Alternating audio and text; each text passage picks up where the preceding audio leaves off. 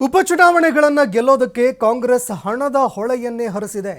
K R ಪೇಟೆಯಲ್ಲಿ ಮಾಜಿ ಸಚಿವ ಕೆಸಿ ನಾರಾಯಣಗೌಡ ಗಂಭೀರ ಆರೋಪ ಮಾಡಿದ್ದಾರೆ.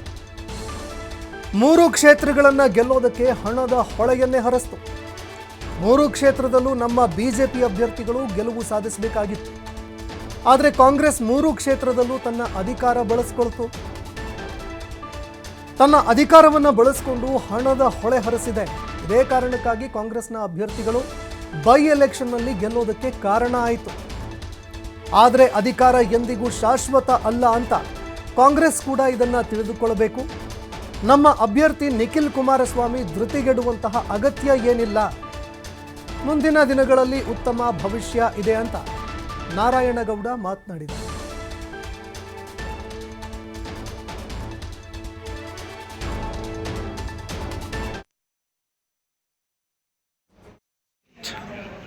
ಹಣದ ರಾಶಿ, ಹಣದ ಸಮುದ್ರವನ್ನೇ ಹರಿಸಿದ್ದಾರೆ.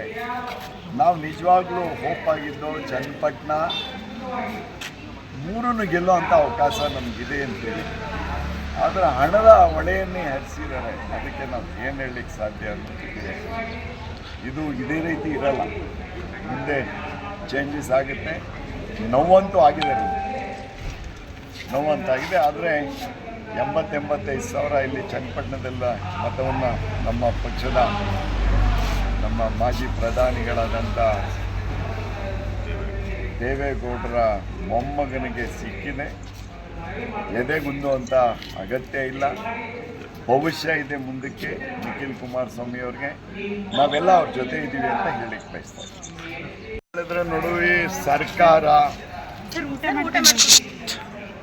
ಹಣದ ರಾಶಿ, ಹಣದ ಸಮುದ್ರವನ್ನೇ ಹರಿಸಿದ್ದಾರೆ. ನಾವು ನಿಜವಾಗ್ಲೂ ಹೋಪ್ ಆಗಿದ್ದು ಚನ್ನಪಟ್ಟಣ 3 ಗೆಲ್ಲೋ ಅಂಥ ಅವಕಾಶ ನಮಗಿದೆ ಅಂತೇಳಿ.